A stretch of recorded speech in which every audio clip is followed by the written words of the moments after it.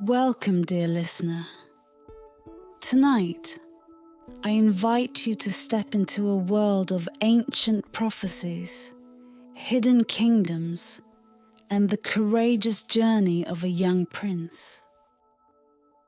As you listen to the tale of Tristan and his quest for the celestial drum, let the soft cadence of my voice guide you into a peaceful slumber. Close your eyes, relax, and let the story carry you into a realm where dreams and destiny intertwine. Breathe deeply and allow yourself to drift into the quiet embrace of sleep as this adventure unfolds.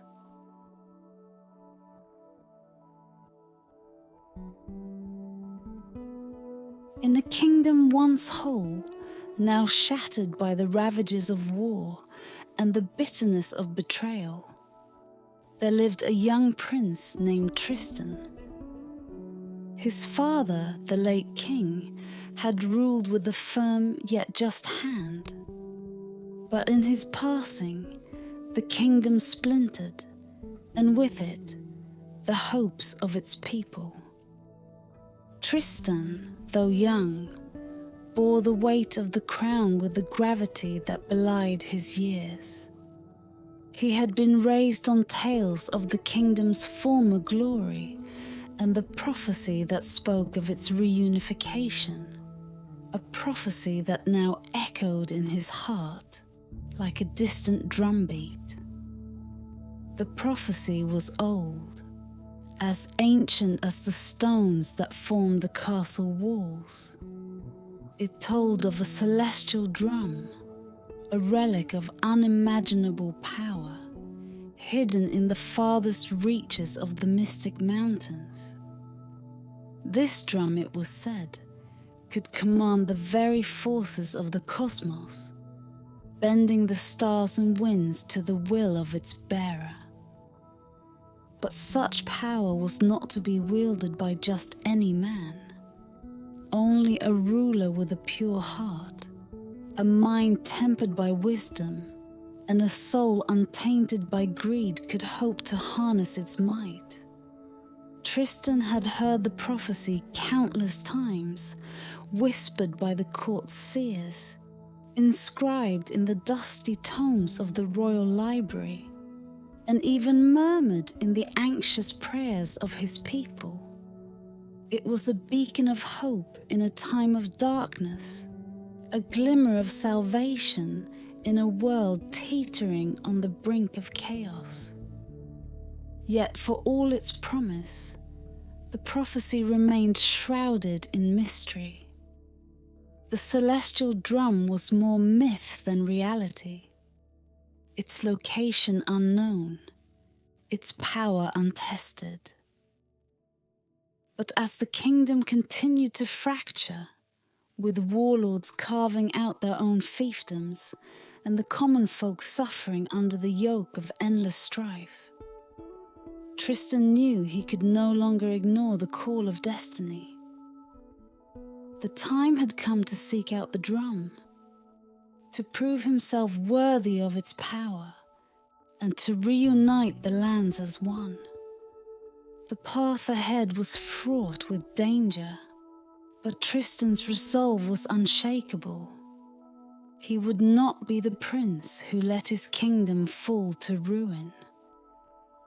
On a cold, mist-laden morning, Tristan stood before the ancient map that had been passed down through generations of kings. Its edges were frayed, its ink faded with time, but it was said to be the key to finding the celestial drum. The map showed the path to the mystic mountains, where the drum was said to be hidden, guarded by forces unknown. Tristan traced the route with his finger, feeling the weight of his decision settle in his chest like a stone. There was no turning back now. With a deep breath, Tristan gathered his cloak around him and stepped out into the dawn. His steed, a noble beast with eyes as sharp as the northern winds, awaited him at the castle gates. The sky was a canvas of muted greys, the sun barely a whisper on the horizon. It was as if the very world held its breath, waiting for the journey to begin. Tristan mounted his horse and cast one last look at the castle. His home, his burden, his inheritance. He could almost hear the distant echo of a drumbeat, faint but steady, calling him forward.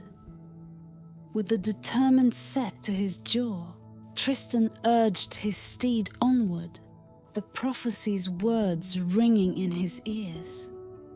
And so the prince rode forth into the unknown, guided only by the promise of the celestial drum and the hope that he could restore the kingdom to its former glory. The journey had begun, and with it, the first steps toward uniting a divided land. The path to the mystic mountains was as treacherous as the old man had warned. Tristan had barely left the familiar roads of his kingdom when the terrain began to change, growing rough and wild, as if the land itself sought to test his resolve. The sky, once open and blue, grew heavy with clouds, casting shadows that danced like wraiths among the jagged rocks and twisted trees. Yet Tristan pressed on, his heart steeled against the uncertainty that loomed before him. The old man's words echoed in his mind, a riddle that gnawed at his thoughts. The journey to the drum is not just one of distance, but of the soul. Steel yourself, young prince, for the trials ahead will test more than just your strength. Tristan had met the old man by chance, or perhaps by fate, on the eve of his departure. The encounter had been brief, the man's eyes hidden beneath a hood that seemed to swallow the light. His voice a low murmur that blended with the whispering winds. Yet the words had lingered, unsettling in their simplicity. Tristan's mind returned to the present as he urged his steed up a steep incline, the horse's hooves slipping on the loose gravel. The air grew thin and cold as they ascended, and the once verdant forests gave way to barren slopes dotted with patches of stubborn, twisted shrubs. He could feel the weight of the journey in his bones, each step forward a struggle against the elements and his own doubt. Yet, despite the hardships, Tristan felt a strange sense of clarity, as if the very act of moving forward brought him closer to understanding the path he had chosen. As the day wore on, the landscape became even more unforgiving. The wind howled through the mountain passes, biting at Tristan's skin and tugging at his cloak with relentless force. The trail narrowed, flanked on one side by a sheer drop into an abyss shrouded in mist, and on the other by towering cliffs that seemed to reach for the sky. The prince's progress was slow, his steed's breath heavy in the thin air. Yet he did not falter. The drum awaited, and with it, the hope of uniting the lands. Night fell swiftly in the mountains, the darkness thick and oppressive. Tristan found shelter in a small cave, barely large enough to shield him and his horse from the elements. He built a fire from the sparse wood he had gathered, its light flickering weakly against the damp stone walls. As the warmth spread through his limbs, Tristan's thoughts drifted to the old man's final words. The drum will reveal its secrets to those who seek with a pure heart. But beware, for the forces it commands are not to be trifled with. Tristan stared into the flames, the flickering light reflecting in his eyes. The journey had barely begun, and already he could feel the weight of the prophecy pressing down on him. The celestial drum was more than a tool for uniting the kingdom. It was a force that could reshape the very fabric of the world. Tristan knew he must be prepared, not just to find the drum, but to wield it wisely, lest he bring ruin instead of salvation. As sleep finally claimed him, Tristan's dreams were filled with visions of stars swirling in the night sky, their light weaving patterns that spoke of power, destiny, and danger. The drum's call was growing louder, its rhythm syncing with his own heartbeat, guiding him forward on a path fraught with peril and revelation. The journey had only just begun, but already the prince could sense that his destiny was intertwined with forces far greater than himself. Morning broke with a pale, wintry light, and Tristan awoke with renewed determination. The path ahead was still uncertain, but he knew one thing for sure. He would see this journey through to the end, no matter the cost. The mystic mountains loomed ever higher, their peaks shrouded in clouds that swirled like the breath of ancient spirits. Tristan had journeyed far from the lands of his birth, and the air was now thin, laced with a cold that seemed to seep into his very bones. Yet, the prince's resolve remained unbroken.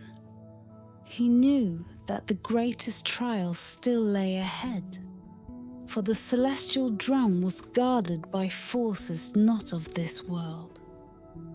Beings born of the cosmos, whose duty it was to protect the drum from those unworthy of its power. The first guardian appeared as Tristan reached a narrow pass, a place where the cliffs on either side rose like jagged teeth, leaving only a sliver of sky visible above. The wind had died down, and a silence settled over the landscape, heavy and foreboding. Tristan felt it before he saw it, a presence, ancient and immense, that made the hairs on the back of his neck stand on end.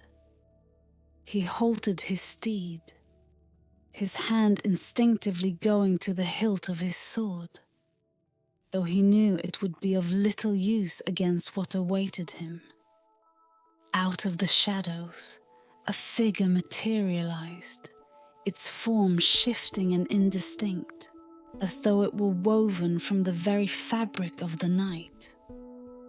It was neither man nor beast, but something in between, its eyes glowing with an inner light that pierced the gloom. The guardian's voice, when it spoke, was like the rumble of distant thunder, deep and resonant. "Who dares seek the celestial drum?" the guardian intoned, its words echoing off the cliffs. "I am Prince Tristan of the Broken Kingdom," Tristan replied, his voice steady despite the fear gnawing at his insides.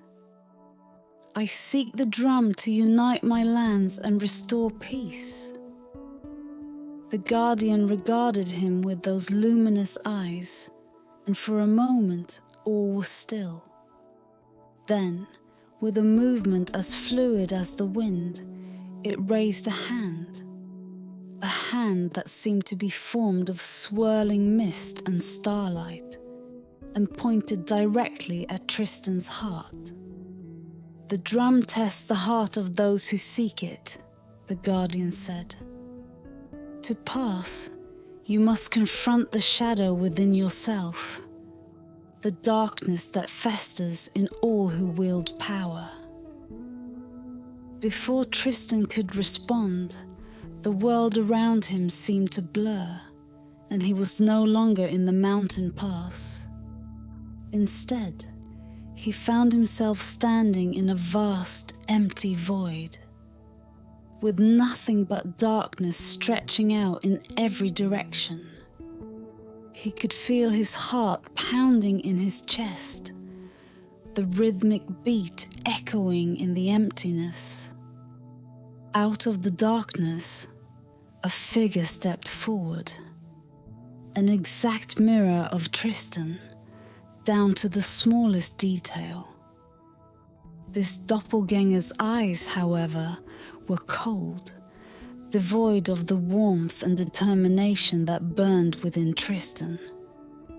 It was a reflection of his worst fears, the part of him that he had tried to bury deep within, the part that whispered of failure, of doubt, of the lure of power for power's sake. "You cannot hide from me," the shadow Tristan said, its voice a mockery of his own. "You seek the drum not for your people, but for your own glory. You wish to rule, to bend the world to your will, just as your enemies do."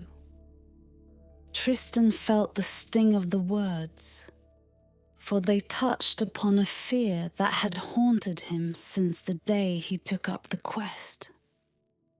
Was he truly seeking the drum for the good of his people? Or was it the allure of power that drove him? The doubt was a poison, spreading through his veins, threatening to consume him. But then, from deep within, Tristan found his resolve. He had seen the suffering of his people, the chaos that had torn the kingdom apart. His quest was not born of selfish desire, but of a desperate need to heal the wounds of the land, to bring peace where there was only strife. He was not perfect, he knew that, but his heart, though burdened by doubt, remained true. With a roar, Tristan faced his shadow, drawing his sword and striking at the darkness that sought to overcome him. The blade met no resistance, passing through the shadow as if it were made of smoke. But as he did, the darkness around him began to lift, and the void was filled with light. The next moment, Tristan was back in the mountain pass, the guardian standing before him once more. The figure nodded, its eyes glowing with approval. "You have passed the first test, Tristan of the Broken Kingdom," the guardian said. "But be warned, the path ahead is long, and the trials are far from over." With that, the guardian faded into the mist, leaving Tristan alone once more. The prince took a deep breath, his heart still racing from the encounter. He had faced the darkness within himself and emerged victorious, but he knew that the road ahead would only grow more perilous. The celestial drum was closer now, but so too were the challenges that sought to keep it from his grasp. Tristan mounted his steed and continued onward, the path ahead shrouded in uncertainty, but his resolve stronger than ever. The path led Tristan deeper into the mystic mountains, where the air grew colder and the landscape more desolate with each passing day. The trials he had faced so far weighed heavily on his mind, but he pressed on, driven by the knowledge that the celestial drum was within reach. As he journeyed through the craggy terrain, the sense of being watched never left him, as though the mountains themselves bore witness to his every step. One evening, as the sun dipped below the horizon, casting the world into a twilight of deep purples and blues, Tristan stumbled upon something wholly unexpected. The narrow trail he had been following opened into a hidden valley, concealed from the world by towering cliffs and dense, mist-shrouded forests. Nestled within this secret haven was a kingdom long forgotten by time, its ancient walls covered in ivy and moss, its towers reaching skyward like the fingers of a giant hand grasping for the stars. Tristan dismounted his horse, his eyes wide with wonder as he approached the gates of the forgotten kingdom. The stonework was old, yet it held a timeless beauty, as though the hands that had crafted it had been guided by some ancient wisdom. He pushed open the heavy wooden gates, which groaned in protest, and stepped into the silent city. The streets were empty, but they were not abandoned. Signs of life were everywhere. Gardens tended with care, lanterns glowing softly in windows, and the distant sound of water flowing through stone channels. Yet, there was an eerie stillness, as if the city were waiting, holding its breath for some long-anticipated moment. As Tristan ventured further into the city, he was met by a group of figures clad in robes of deep indigo, their faces hidden beneath hoods. They moved with a quiet grace, their footsteps barely making a sound on the cobblestone streets. Tristan's hand instinctively went to his sword, but he did not draw it. There was no malice in these figures, only an air of solemnity and purpose. One of the robed figures stepped forward, pulling back his hood to reveal a face lined with age and wisdom. His eyes, dark and deep-set, held a knowing gaze that seemed to pierce through to Tristan's very soul. "Welcome, Prince Tristan," the elder said, his voice carrying the weight of centuries. "We have been expecting you." Tristan's heart skipped a beat. "You know who I am?" he asked, surprised. The elder nodded. "We are the descendants of the first king, the one who united the lands under a single banner. This kingdom was once the heart of the realm, but it was hidden away when the prophecy was first spoken, to protect the secrets of the celestial drum. We have guarded these secrets for generations, waiting for the one who would come to claim the drum and restore balance to the world." Tristan felt a shiver run down his spine. The pieces of the prophecy were beginning to fall into place, but with each revelation came more questions. Why was the kingdom hidden? What dangers does the drum hold? The elder's gaze grew somber. The drum is not merely a tool, Prince Tristan. It is a force of nature, connected to the very essence of the cosmos. To wield it is to command the balance between creation and destruction, order and chaos. Long ago, it was used to bring peace to the land, but its power is perilous. If misused, it could unravel the very fabric of reality. Tristan's mind reeled with the implications of the elder's words.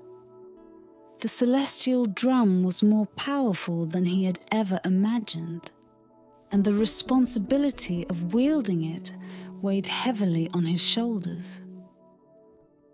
"How can I be sure I am worthy of such power?"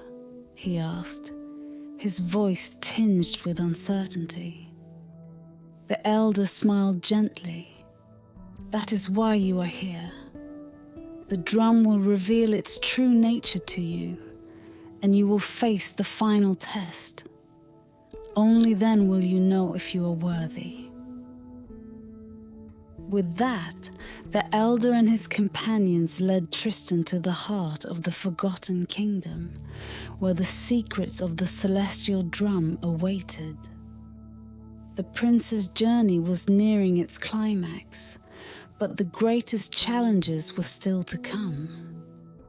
The Forgotten Kingdom, with its ancient walls and whispered secrets, felt like a place suspended between worlds.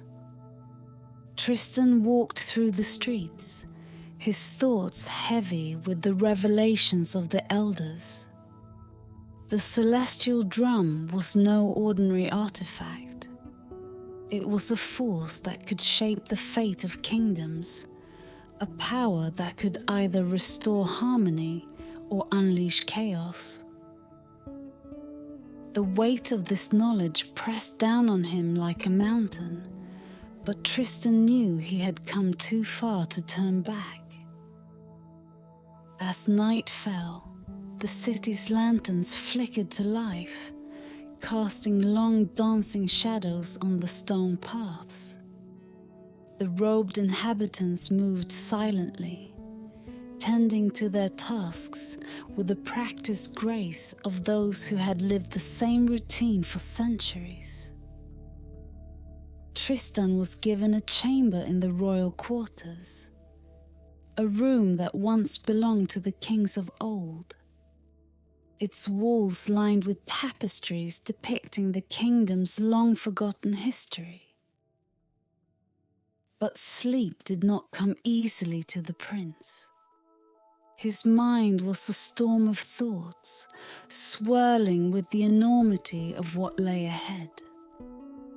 The final test, the elder had said, would reveal whether he was truly worthy of the drum's power. Tristan feared not just the test, but the possibility of failure, the thought that he might not be the hero his kingdom needed, that he might fall short at the moment of truth. As he lay awake, staring at the ceiling, a soft knock came at his door. Tristan rose, wary but curious. He opened the door to find one of his own companions standing there, a man named Edric, who had been with him since the beginning of his journey. Edric's face was tense, his eyes darting nervously as though he feared being seen. "My prince," Edric whispered, stepping inside the chamber and closing the door behind him. "We must speak, and quickly." Tristan frowned. "What is it, Edric? What troubles you?" Edric hesitated, his hands fidgeting with the hem of his cloak. "I have learned something that may change everything. The elders, they are not what they seem. They speak of wisdom and balance, but their true intent is to keep the drum hidden, to control its power for themselves. Tristan's heart skipped a beat. What are you saying? They fear what the drum could do in the hands of a true king, Edric continued, his voice a hurried whisper. They do not want you to succeed, Tristan. They want you to fail the test, to leave the drum here, forgotten, while they rule from the shadows. The words hit Tristan like a blow. Could it be true? The elders had seemed so wise, so sincere in their desire to guide him. But doubt, once sown, took root quickly in the fertile soil of uncertainty. What proof do you have of this? Tristan asked, his voice low and strained. Edric glanced around, as if fearing they were being overheard. I overheard them speaking in the dead of night, when they thought no one was listening. They spoke of the drum's power, of how it could be used to rule not just this kingdom, but all the lands beyond. They intend to keep it for themselves, Tristan. We cannot let that happen.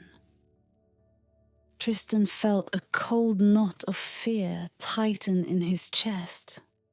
Was this the truth? Or was it Edric's own fear and ambition speaking? The celestial drum was too powerful to fall into the wrong hands. But if what Edric said was true, the wrong hands might already be too close. What do you propose we do? Tristan asked, his voice barely above a whisper. We must take the drum by force, Edric replied, his eyes gleaming with intensity. Before they have a chance to enact their plan, we take it. We leave this place, and you use its power to unite the lands, as you were meant to. Tristan felt a wave of unease. The idea of seizing the drum by force went against everything he had been taught, everything the prophecy had spoken of. But the doubt, that insidious worm of uncertainty, gnawed at him. What if Edric was right? What if the elders were deceiving him?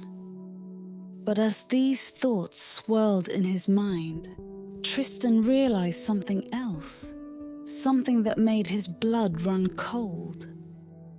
Edric's eyes, once full of loyalty and respect, now gleamed with something darker, something hungry. The very ambition the Guardian had warned him about was reflected in Edric's gaze. No, Tristan said, stepping back. This is not the way. Edric's face twisted with anger, and in that moment, Tristan saw the truth. The betrayal was not from the elders, but from the man who stood before him. Edric's ambition had poisoned his mind, twisting his loyalty into something else entirely. I'm sorry, Edric, Tristan said, his voice full of sorrow, but I cannot allow you to corrupt this quest. Edric lunged forward, but Tristan was quicker, drawing his sword and blocking the attack. The two clashed in the narrow chamber, the sound of steel on steel ringing through the night. But Tristan's resolve, hardened by the trials he had faced, gave him the strength he needed. With the final desperate strike, Edric fell, his eyes wide with shock as he breathed his last. Tristan stood over his fallen companion, his heart heavy with grief. The cost of this journey was higher than he had ever imagined. But there was no turning back now. The final test awaited, and with it, the fate of the kingdom. The air within the forgotten kingdom grew tense, as if the very stones of the ancient city knew that the final moment was at hand. Tristan had dealt with the betrayal of Edric, but the weight of that act bore down on him like a shroud. There was no time to grieve, no space for regret. He had to press on, for the celestial drum awaited, and with it, the fate of his kingdom. The elders, unaware of the treachery that had unfolded in the dark, led Tristan to the heart of the forgotten kingdom. The city, which had once thrived with life, now seemed to hold its breath in anticipation of what was to come. The streets were silent, the robed figures watching from the shadows as Tristan passed. The prince could feel their eyes upon him, their gazes filled with a mix of hope and fear. They knew the power he sought, and they knew the price of failure. The path to the chamber of the drum was a winding one, taking Tristan deep beneath the city, through corridors carved from stone and lit by the soft glow of luminescent crystals embedded in the walls. The air grew cooler the deeper they went, and a faint hum, like the distant echo of a heartbeat, reverberated through the stone. Tristan could feel the pull of the drum, its presence growing stronger with each step, as if it were calling to him, drawing him closer. At last, they reached a great stone door, its surface etched with intricate patterns that seemed to shift and move when viewed from the corner of the eye. The elder who had first spoken to Tristan stepped forward, his hands raised in a gesture of reverence. "Beyond this door lies the celestial drum," the elder intoned, his voice low and resonant. "Once, it was the heart of our kingdom, a symbol of unity and power. But it is also a force of nature, one that must be respected and understood. Only those who can hear the true rhythm of the cosmos may wield it without destruction." Tristan nodded, his mouth dry, his heart pounding in his chest. The final test awaited him, the moment that would determine not just his fate, but the fate of his kingdom. With a deep breath, he stepped forward, and the great stone door began to open, the ancient mechanisms grinding to life as if awakened from a long slumber. The chamber beyond was vast, its ceiling lost in shadow, its walls lined with the same luminescent crystals that cast a soft, ethereal light. At the center of the chamber, raised upon a dais of polished stone, stood the celestial drum. It was unlike any drum Tristan had ever seen. Its surface a deep, shimmering black that seemed to absorb the light around it, its edges adorned with symbols that pulsed with a faint, inner glow. The drum was large, nearly as tall as Tristan himself, and yet it seemed to hum with a life of its own, a quiet, steady rhythm that matched the prince's heartbeat. Tristan approached the drum with reverence, each step echoing in the vast chamber. As he drew closer, he could feel the power of the drum resonating through the air. a force that vibrated in his bones, that whispered of the stars and the endless expanse of the cosmos. The symbols on the drum's surface seemed to shift and change as he neared, forming patterns that spoke of ancient knowledge, of a power that transcended time and space.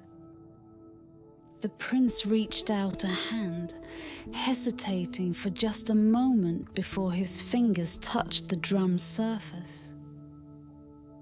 The moment his skin made contact, the hum grew louder, the rhythm faster, until it matched the quickening beat of his heart. Tristan felt a surge of energy course through him, a connection that tied him to the very essence of the universe. Images flashed before his eyes, visions of the cosmos, of stars being born and dying, of galaxies spinning in the vast emptiness of space. He saw his kingdom, broken and divided, and he saw the path to its reunification, a path that only he could walk. The drum's power was immense, but it was also balanced, a force that required wisdom and restraint as much as strength and determination. As the visions faded, Tristan understood the truth of the elder's words. The drum was not a weapon to be wielded carelessly, but a guide, a tool to bring harmony where there was chaos. It was the heartbeat of the world, and only by listening to that heartbeat, by attuning himself to its rhythm, could he hope to unite the divided lands. With newfound clarity, Tristan lifted his hand from the drum. The hum receded, but the connection remained, a quiet, steady presence in his mind. He had passed the test, but he knew that the hardest part was yet to come. He would have to use the drum's power wisely to navigate the fine line between order and chaos, to bring his kingdom back from the brink. The elder, who had watched in silence, stepped forward. His eyes, filled with both respect and caution, met Tristan's. "You have seen the truth of the drum, Prince Tristan. Now the choice is yours. Will you use its power to unite the lands? Or will you fall to the temptation of control?" Tristan's gaze hardened with resolve. "I will unite the lands, not through force, but through the balance that the drum has shown me. I will not betray its purpose." The elder nodded, a faint smile tugging at the corners of his lips. "Then the drum is yours, and with it, the fate of your kingdom." Tristan bowed his head, the weight of his responsibility settling on his shoulders like a mantle. The journey was far from over, but for the first time, he felt truly prepared for what lay ahead.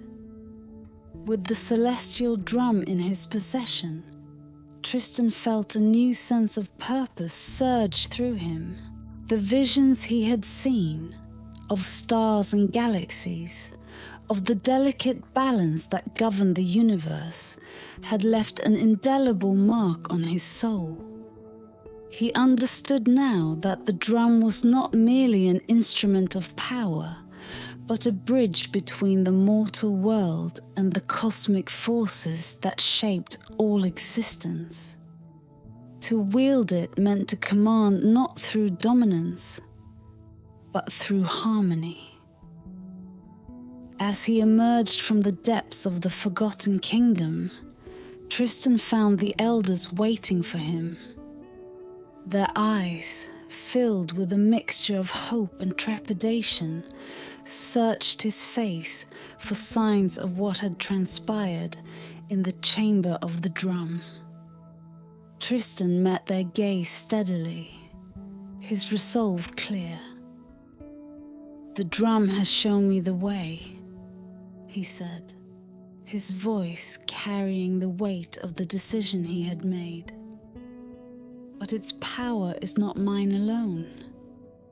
It belongs to the land, to the people, and to the balance that holds the world together." The elder who had guided him bowed his head in respect. "You have passed the test, Prince Tristan. But know this: the drum's power, though vast, is fragile. It must be wielded with care, for even the slightest misstep could tip the balance and plunge the world into chaos." Tristan nodded, the responsibility he bore more evident than ever. He could feel the drum's presence, a quiet rhythm that pulsed in time with his heartbeat, reminding him of the cosmic forces at play. There was no room for doubt now. His path was clear. The journey back to the heart of the kingdom was long, but Tristan moved with a renewed sense of purpose. As he rode through the lands, he saw the effects of the drum's power beginning to manifest. The once divided lands, torn apart by war and strife, were slowly beginning to converge, as if drawn together by an invisible force. Rivers that had dried up now flowed once more, and the barren fields were coming back to life. The people, who had suffered for so long, sensed the change and began to hope once more. But Tristan knew that the true test was still to come. The warlords who had seized control of the kingdom's various regions were not likely to surrender their power without a fight. They had ruled through fear and force, and they would not give up their thrones easily. Yet Tristan also knew that the drum's power could not be used to conquer. It could only be used to unite. As he approached the first of the divided territories, Tristan could feel the tension in the air. The warlord who ruled this land, a man named Lord Malus, was known for his brutality and cunning. His armies were large, his soldiers loyal, and he had no intention of bowing to any prince, prophecy or not. But Tristan had not come to wage war. He rode into Lord Malus's territory alone, the celestial drum strapped to his back, its quiet hum a reminder of the balance he sought to maintain. As he approached the gates of Malus's fortress, the soldiers who stood guard eyed him warily, their hands on their weapons. "I come in peace," Tristan called out, his voice strong and clear. "I am Prince Tristan, heir to the throne of the United Kingdom, and I seek an audience with Lord Malus." The guards hesitated, but something in Tristan's demeanor, a confidence, a sense of authority that came not from arrogance, but from purpose, compelled them to obey. They opened the gates and led him inside, where Lord Malus awaited in his great hall. The warlord was a formidable figure, tall and broad-shouldered, with eyes that gleamed with a ruthless intelligence. He sat upon his throne, flanked by his advisors, his gaze fixed on Tristan as the prince entered the hall. "So the lost prince returns," Malus said. his voice dripping with disdain. "What makes you think you can challenge me, boy? My armies are vast, my power unmatched. You are but one man." Tristan met Milas's gaze without flinching. "I do not come to challenge you, Lord Milas. I come to unite the kingdom, to bring peace to our lands. The celestial drum has shown me the way, and I ask that you join me in restoring what was lost." Milas laughed, a harsh sound that echoed through the hall. "Peace, unity, these are the dreams of the weak. Power is the only truth, and I hold it in my hands." But Tristan was undeterred. He reached for the drum, his fingers brushing its smooth surface. The moment he did, the hum grew louder, resonating through the hall, filling the air with a sound that was both beautiful and terrifying in its power. The soldiers and advisors recoiled, their eyes wide with fear, but Milas remained seated, his gaze locked on the drum. Tristan saw a flicker of something in the warlord's eyes. Was it fear, or was it recognition of the drum's true power? "You feel it, don't you?" Tristan said quietly. "The balance, the harmony. This drum is not a weapon, Lord Milas. It is a guide, a reminder that power must be tempered with wisdom, with justice. Join me, and we can rebuild this kingdom together."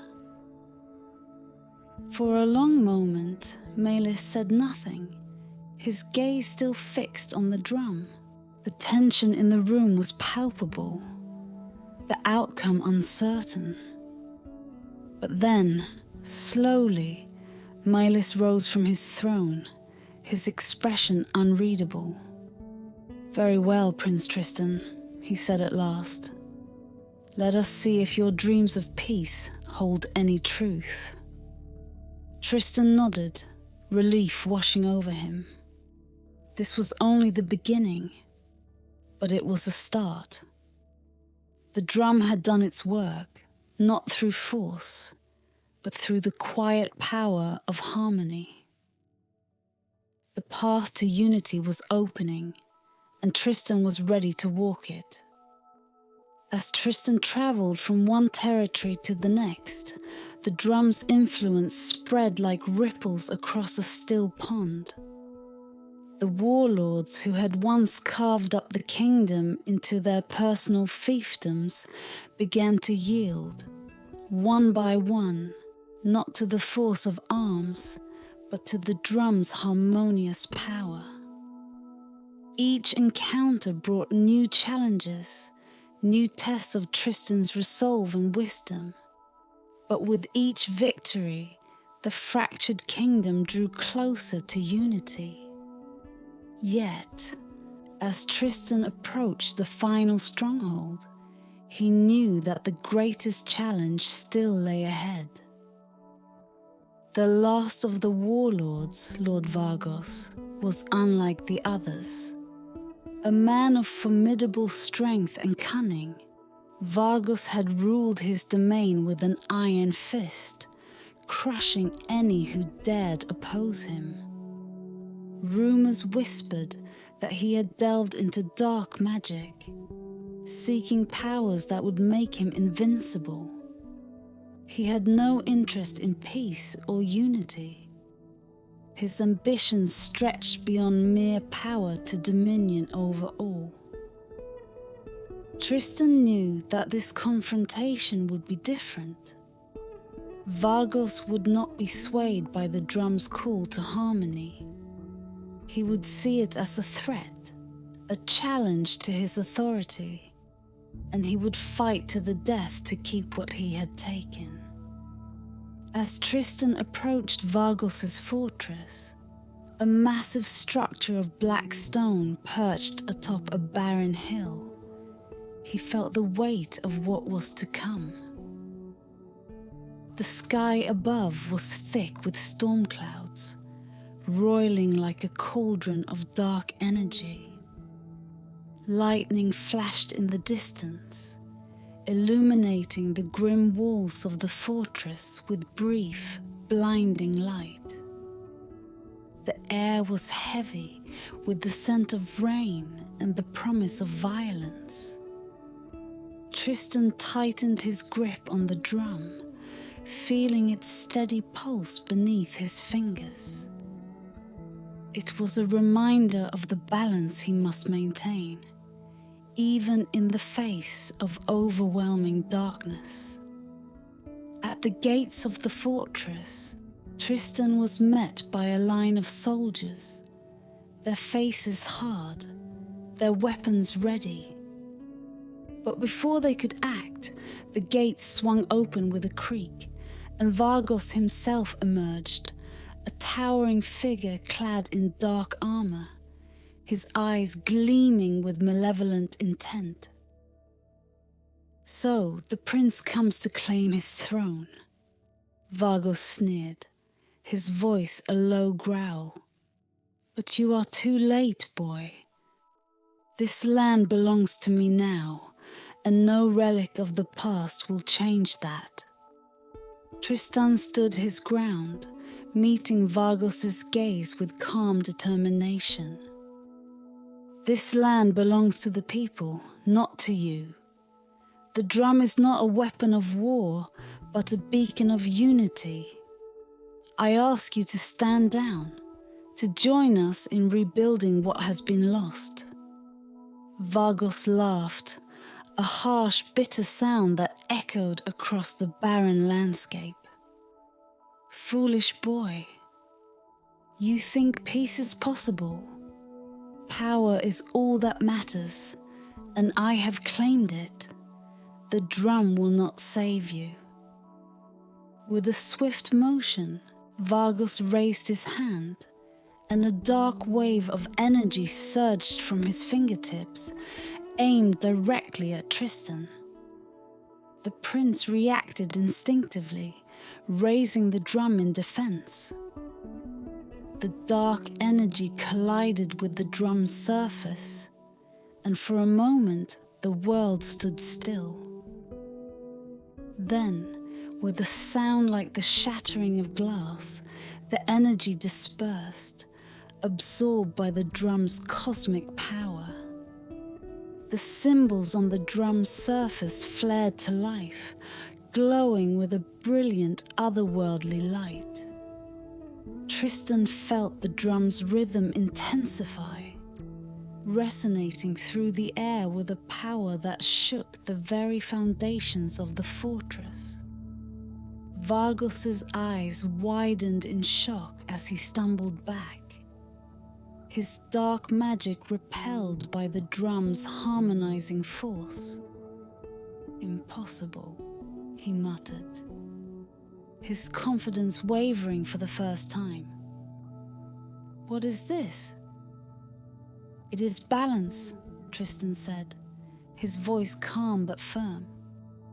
"The drum's power is not for domination, but for harmony. It is the heartbeat of the world, and it will not allow your darkness to consume it." Realizing that his dark magic was useless against the drum, Vargos roared in fury and drew his sword, a massive blade forged from blackened steel. He charged at Tristan with a speed and ferocity that belied his size, intent on ending the prince's life with sheer brute force. But Tristan was ready. As Vargos closed the distance, Tristan struck the drum with his hand, sending out a wave of sound that rippled through the air like a shockwave. The sound was not merely noise. It was a manifestation of the drum's cosmic power, a force that resonated with the very fabric of the universe. The wave of sound collided with Vargos, stopping him in his tracks. The warlord staggered, his sword slipping from his grasp as he clutched his head, overwhelmed by the drum's power. The ground beneath him trembled, cracks spreading through the stone as the fortress itself began to quake. Tristan struck the drum again, and this time the sound was a clarion call, echoing across the land. It was a call to unity, to peace, to the restoration of balance.